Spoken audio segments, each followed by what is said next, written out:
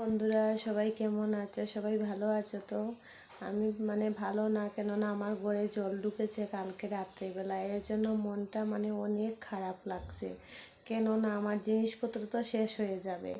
এর জন্য মনটা অনেক খারাপ লাগছে। আর শিলচরের যে এমন পরিস্থিতি হয় না, যে বৃষ্টি দিলেই জল গলিয়ে গলিয়ে জল জমা হয়ে যায়।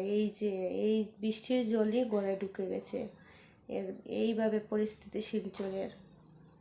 কি যে করি না, মনটা অনেক খারাপ। এই যে জলের মধ্যে দাঁড়িয়ে দাঁড়িয়ে আমি রান্না করেছি, কেননা রান্না তো করতেই হবে, বাচ্চাকে তো খাওয়াতেই হবে। আমরা বলা দুইজন না খেয়ে থাকতে পারলাম, তো ওকে তো খাওয়াতে হবে না।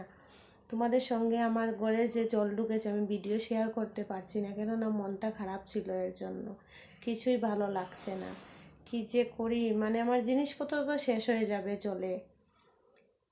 এর জন্য মনটা অনেক খারাপ লাগছে আমার।